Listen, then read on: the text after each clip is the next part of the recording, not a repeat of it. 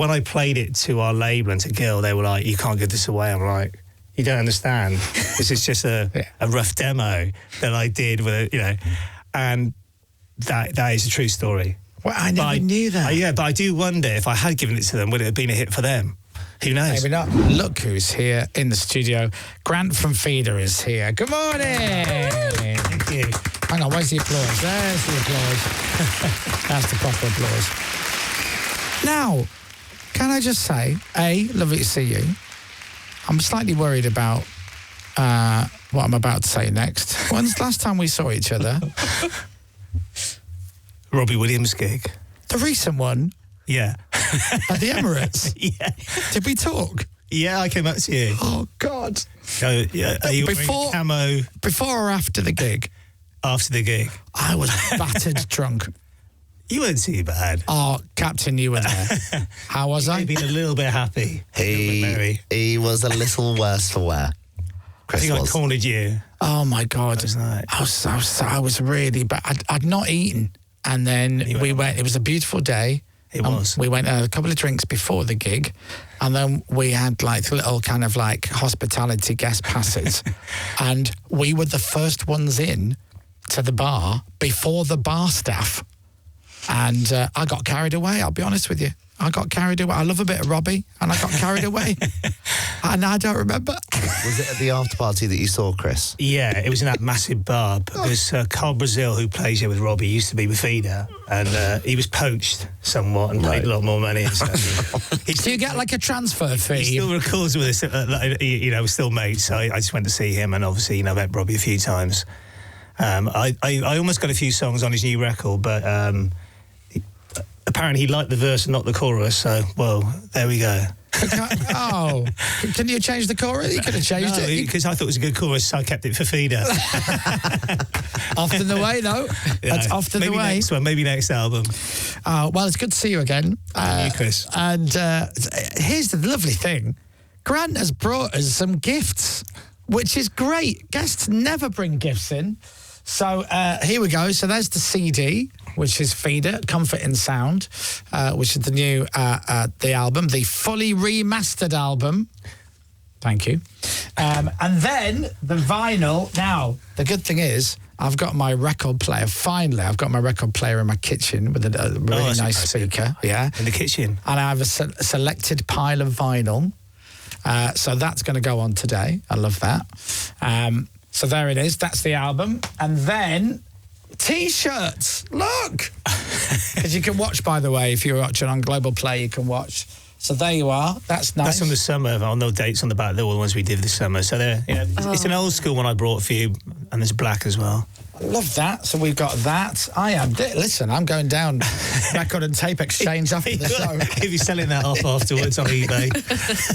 And that one there, that's nice. I think I'll go for the black. That's the old school Echo Park logo. So, we have two logos, basically. That one and the bold one, which is on the Comfort and Sound logo. And so you've got loads of merch still available? We actually sold out after Brixton, which we just played. We had a blinding gig in the Brixton Academy, and all the merch went apart from some tote bags and some tea towels. Well, we're doing tea towels for the first time. They're really cool. They're like really sort of nice, sort of off-white, with all the artwork on. Yeah. So, I mean, we did sell them, but there's tea towels left if you want one. Okay. Kitchen. Make sure you get your tea towel. Will they be available at the next few gigs? They will be, but we just ordered some new merch because we're playing in Manchester on Thursday. I was about to say, you've got 4 or 5 dates coming up or something like that? We've done 2. We did Leeds, which is where that's your hometown, isn't it? Leeds, yeah. So we did Leeds and Brixton, and then we're...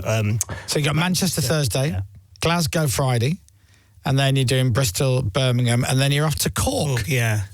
That's random, but great. It is. It's part of the Guinness...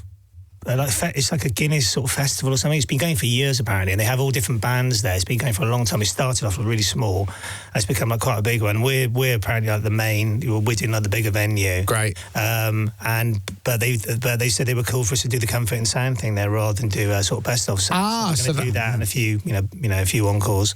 Well, no. So let's get into the details of it then. So the album is out now. The reissued, fully remastered, lovely. I tell you what's lovely on it is the orchestral version of Just the Way I'm Feeling's lovely, which is nice. I don't mean to have a go, but you just take the drums out. Well, kind of. I mean, basically, those strings were all done at Air Studios, and it was a lot of work. And not cheap. Not cheap at all, no.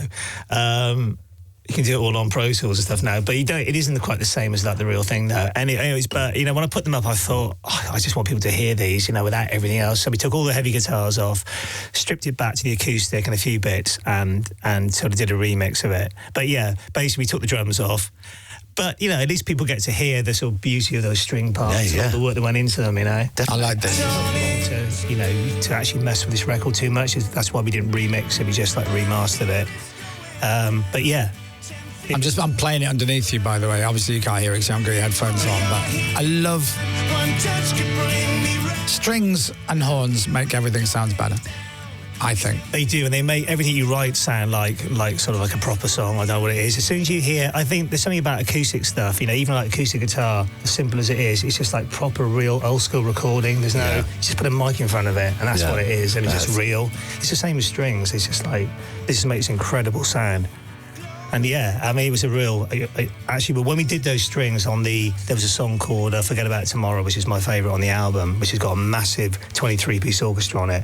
Everyone was almost in tears in the control room, because it all, just to hear a song that started off on acoustic guitar and then suddenly become this big grand thing. It was quite a moment. It is interesting. I joked about you just take the drums out, but I've heard this song a million times, right? Just the Way I'm Feeling. I'm just playing it now. And I know the strings on it, but it's not until you strip it down and you hear and you go, they're beautiful strings. Yeah, they are. I mean, that's the thing, as soon as you put, we're a rock band, so it's very difficult to mix like rock and have strings on there, without losing something. So certain songs work better than others, so you have to really do it right. Otherwise, it feels like the strings are too loud, or they're kind of, they're on there, but they're not really doing anything. So I think to get that balance right is a real art form, and I think on this album, I think we pulled it off, and I think Gil Norton, guided us through all that. Nice, man. It's lovely. I like it. When you decide you want strings on, that's a lot of work. It is. Everything needs writing out. Yeah, how it started off, we worked with Audrey Riley, who's done she's done like Smashing Pumpkins, like everyone. She's sort of legendary in that world. And she basically, I had some ideas. So what I do is I can't score. So I can sort of say it's an A chord or, whatever, but, it's in this key. So I kind of sing parts and kind of try and work them out and thing. And then she'll come and laugh at me. But she'll go, oh, that's a nice part. And then she'll go and, make it into a full arrangement, do like the double bass and like the cello parts and second violins and all that.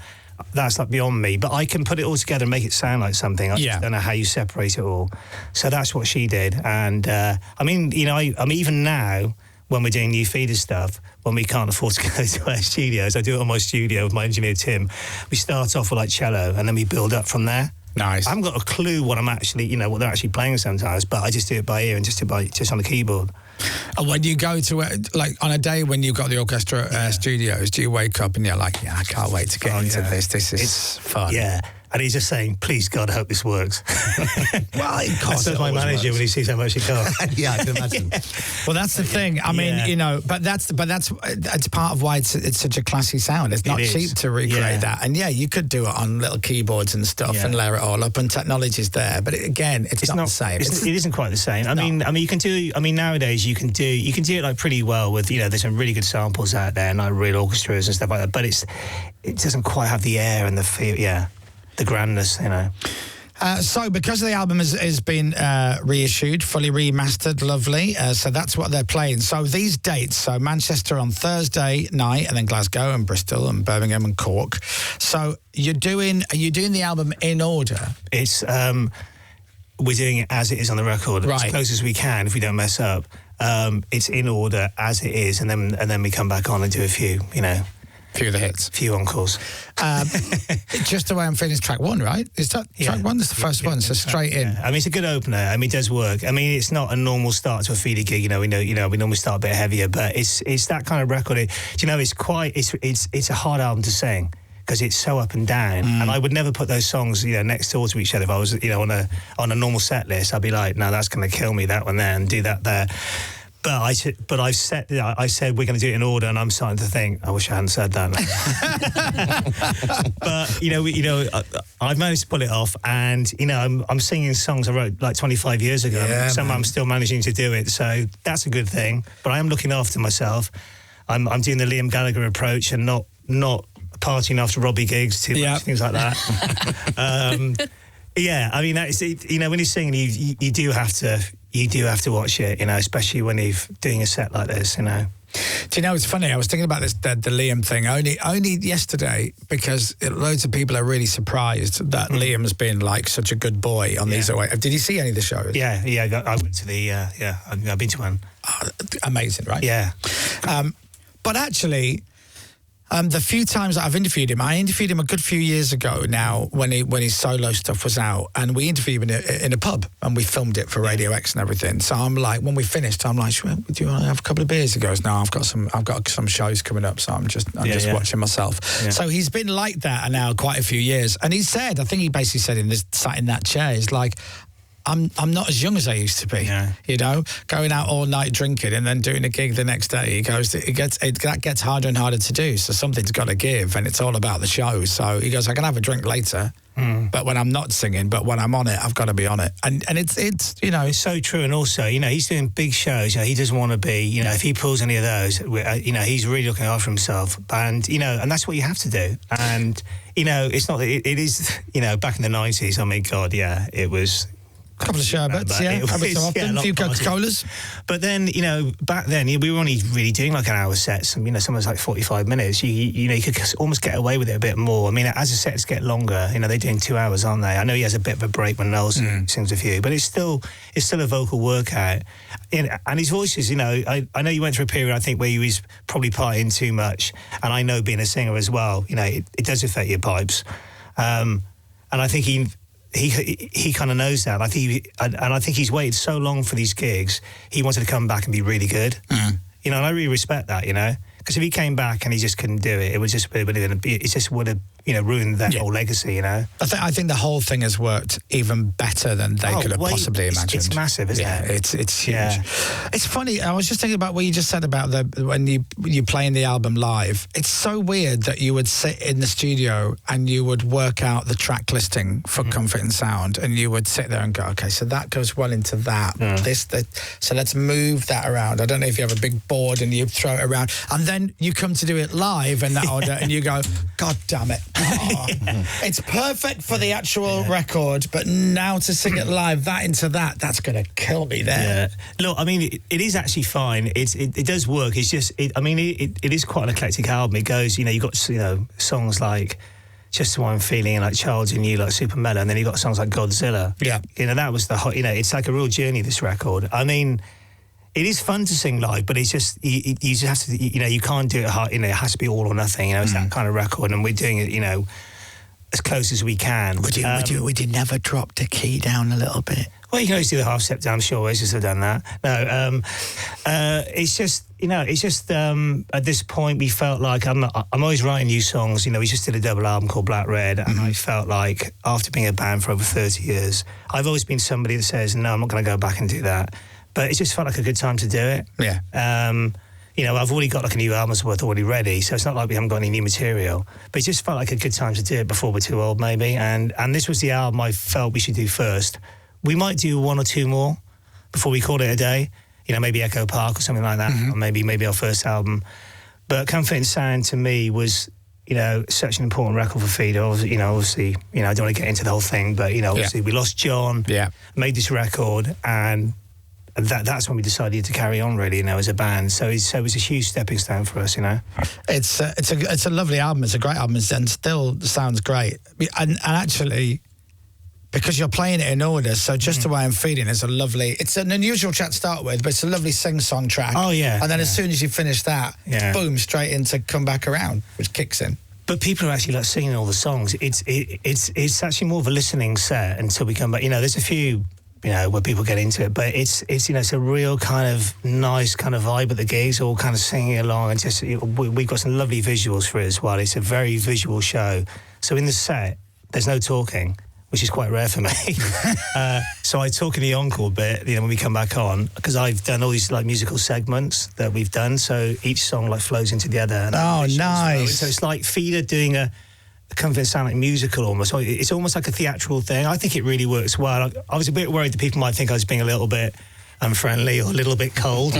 But, you know, I say thank you or hi, but I really wanted it to be, you know, to be about the music and about the whole visual thing. It's so like months of work. So when a track finishes, you've got composed some music new stuff goes in, that goes from one to flows. the I other. do a guitar change, whatever we do. Nice. Have a quick drink. So there's always something happening. The good thing about that is I felt if there's something happening, you don't always feel like you have to say something. It's when it's quiet. You know what it's like? Where, you know, when there's silence, you feel like, oh God, I've got to say something. You hear a pin drop.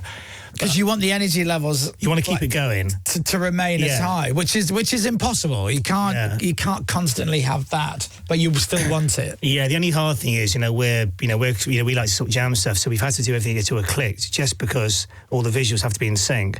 So if you go wrong, we have to start the whole track again with the visuals, and it did happen on one song with Bricks, and I came in a bit in this place. I was like, I'm not going to let this carry on. So I actually stopped it and then did it again. But you know what? It was only a few seconds, and it's fine. That's fine. You know, that's always fine. It's like a live gig, isn't it? People kind of like that anyway, because you see it's live. But it's definitely. Who's drumming now for you? Jeff Holroyd. But Mark Richardson said to say hi, by the way. Oh, he came on stage with Brixton and did, for the encores and did Feeling a Moment. Oh, lovely. Senses, and he's coming up, I think he's coming up to Manchester. I'm not sure. Okay. I might have ruined it now. He's thinking about it. He's a lovely man. The fact that he's from Leeds is just purely coincidence, but, and a big Leeds United fan. But that's coincidence. Do you hate Buck Rogers? I know. I think hate is quite... I don't hate it. I mean, what I love about it is I love the reaction it gets, I think some of our biggest fans, it's not necessarily their favourite song. I think as a songwriter, I've written, I wouldn't say better songs, but, songs I'm more proud of. But it's a fun 3 minutes. The whole thing was an accident. I wrote it for another band, and it became this massive hit for us. And that is the truth of it. Who was the other band? Some American band that Gil Norton was working with. I think they were called SR71 or something. That's how I got to work with Gil Norton. So we were desperately had to work with him. He was a hot producer, Foo Fighters, Pixies, all that. And his wife liked Feeder, and he liked the song High from our first album, apparently. And somehow my name came up. The band he was working with didn't have. They were short of a single, and there was talk about me doing some co-writing, or maybe me writing a song for them. They could take it off and then go and do their own lyrics afterwards. Right. So I wrote Buck Rogers, guide lyrics. Very drunk one night, a lot more drunk than you. Seriously, I'd just broken up with my. Mrs. is now my wife. Nice. And we were seeing other people. Anyway, so I was kind of like, are we going to get back together? We're going to make it. I think that was him, obviously, on my mind. Wow. Guide lyrics, he's got a brand new car because the guy she was seeing was apparently did TV ads, and someone told me he was doing a car ad. And I think it was like Jaguar or something like that. And I must have had that in my mind. There was this guide lyrics that I was going to give to this band, and then they could write some some more serious ones or some less quirky ones. When I played it to our label and to Gil, they were like, "You can't give this away." I'm like, "You don't understand. This is just a rough demo that I did with and that is a true story." Well, I never knew that. But I do wonder if I had given it to them, would it have been a hit for them? Who knows? Maybe not. But listen, look at me. Look me in the eyes. Look at me. Yeah. Don't hate that song. Look. It doesn't define you at all. It doesn't, but you know what? No, look at me. No, look at me. I will. It's great. It's a brilliant song. People love it. Yeah. And then when it's finished, you play another song. It's great. It's fine. Everyone's got one. Yeah, it's not. It's not. I don't want you to feel. I said this morning. I've got a funny feeling you've got a real love-hate relationship with that track, because sometimes you don't play it live. No. Suck it up, play it live. We didn't play it in Leeds. Stop messing around. And I understand. I know a lot of artists. I totally get it. I know, there's always one, isn't there? Right? And it's all about looking forward, making new stuff, creating all the time. I totally get it. And you look back, and obviously there are other tracks. There are album tracks, right, that you probably hear every once in a blue moon and go, no, I'm still not happy with that. But I'm wearing an ELO T-shirt. Jeff Lynne, he recorded all this stuff because he's like, I'm not, no, I love that I don't band. like it. Huge ELO fan, yeah. Me too. But it's brilliant.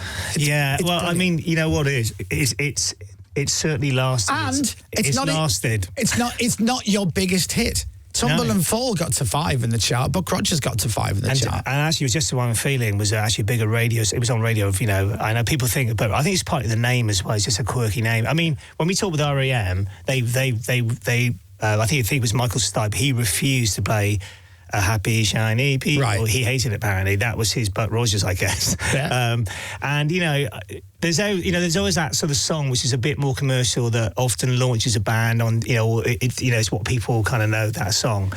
I'm not ashamed of it. I think it's a fun little indie song, and I mean, live is a lot heavier as well. So I mean, it does rock live, but it's just as a songwriter, I just hope people discover other stuff that we've done as a band and that I've written. I think Come Back Around's better anyway.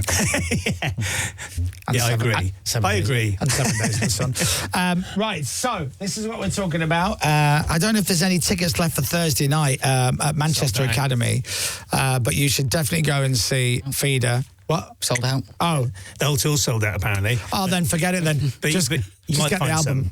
You might find some towns outside. There you are. So there it is. That's the album. Comfort and Sound has been reissued, remastered, and then there's going to be a live version of this, I guess, from some of these shows for next year, February next year. We're going to be mixing it this year. We're actually recording virtually all the shows, and we're either going to pick one good one or we're going to pick, best ones from each show and see.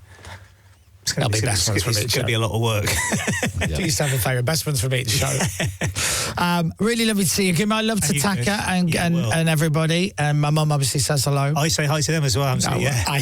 Such a weird thing, isn't it? You and Taka know my mum. Calm down, Captain. Ladies and gentlemen, Grant from Feeder. Everybody get the album. It's Comfort and Sound. It's out now. Lovely to see you, my brother. Good to see you. Radio X.